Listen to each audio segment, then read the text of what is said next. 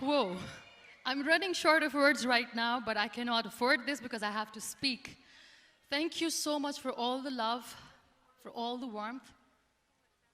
Thank you for accepting me. Thank you very much.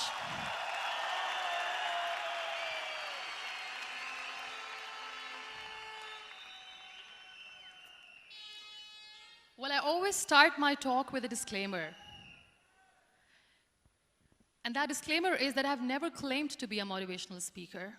Yes, I do speak, but I feel more like a storyteller because wherever I go, I share a story with everyone. Well, it is a story of a woman whose perfectly imperfect life made her who and what she is today. It's the story of a woman who, in pursuit of her dreams and aspirations, made other people realize that if you think that your life is hard and you're giving up on that because you think your life is unfair, think again. Because when you think that way, you are being unfair to your own self. It's the story of a woman who made people realize that sometimes problems are not too big. We are too small because we cannot handle them.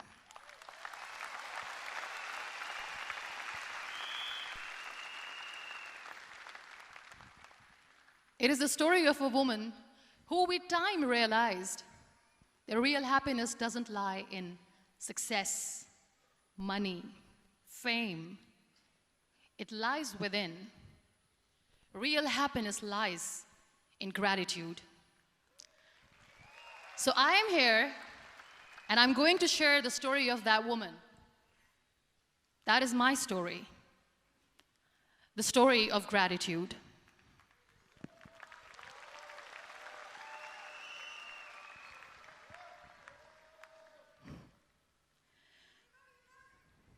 I love you too. I love you all. I believe in the power of words. Many people speak before they think. But I know the value of words. The words can make you, break you, they can heal your soul, they can damage you forever. So I always try to use the positive words in my life wherever I go. They call it adversity, I call it opportunity. They call it weakness, I call it strength. They call me disabled, I call myself differently abled. They see my disability. They see my disability, I see my ability. There are some incidents that happen in your life, and those incidents are so strong that they change your DNA. Those incidents or accidents are so strong that they break you physically. They deform your body, but they transform your soul.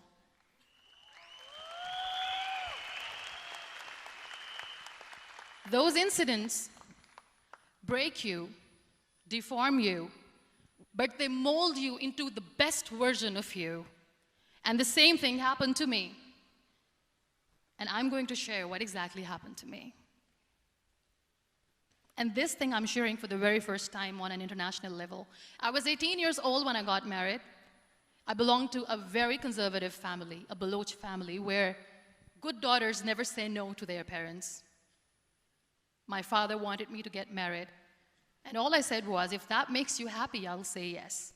And of course, it was never a happy marriage. Just about after 2 years of getting married, about 9 years ago, I met a car accident. Somehow my husband fell asleep and the car fell in the ditch. He managed to jump out, saved himself. I'm happy for him. But I stayed inside the car and I sustained a lot of injuries. The list is a bit long. Don't get scared.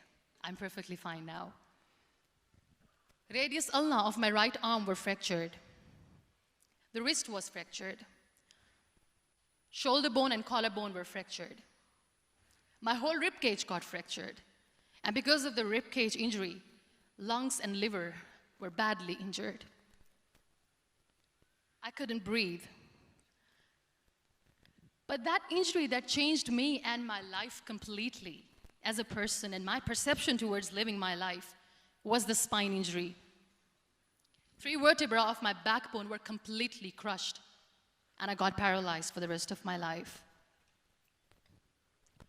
So this accident took place in a far-flung area in the outskirts of a very small province, Balochistan, where there was no first aid, no hospital, no ambulance. I was in the middle of nowhere in that toppled car. Many people came to rescue. They gave me CPR. They dragged me out of the car. And while they were dragging me out, I got the complete transection of my spinal cord. And now there was this debate going on. Should we keep it here? She's going to die. Where should we go? There is no ambulance. There was this 4-wheeler Jeep standing in the corner of the street. They said, put her in the back of the Jeep and take her to the hospital, which is 3 hours away from this place. And I still remember that bumpy ride. I was all broken. They threw me at the back of the Jeep and they rushed me to the hospital. That is where I realized that my half body was fractured and half was paralyzed. I finally ended up in a hospital where I stayed for 2.5 months. I underwent multiple surgeries. Doctors have put a lot of titanium in my arm. There's a lot of titanium at my back to fix my back. That's why people in Pakistan call me the Iron Lady of Pakistan.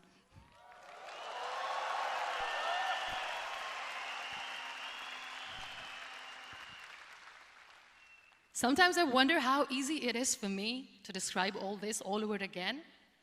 And somebody has rightly said that when you share your story and it doesn't make you cry, that means you have healed.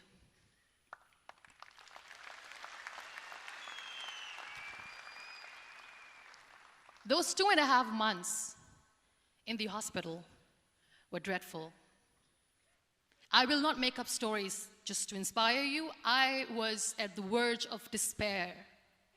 One day, doctor came to me and he said, well, I heard that you wanted to be an artist, but you ended up being a housewife. I have a bad news for you.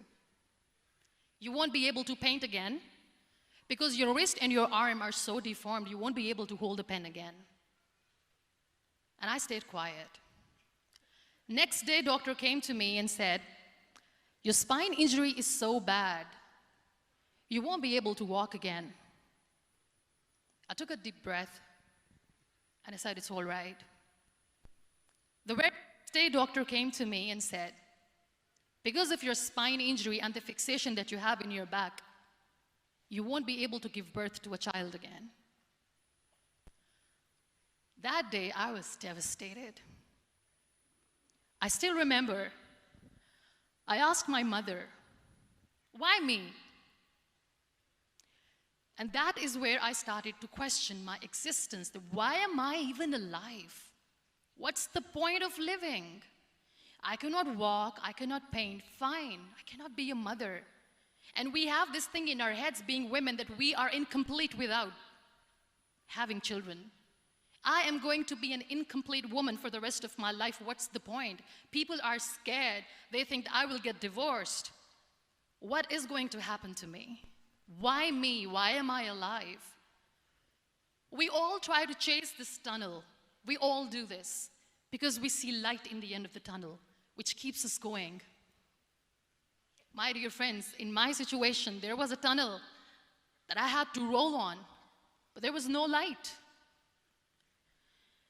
And that is where I realized that the words have the power to heal the soul. My mother said to me, this too shall pass. God has a greater plan for you. I don't know what it is, but He surely has.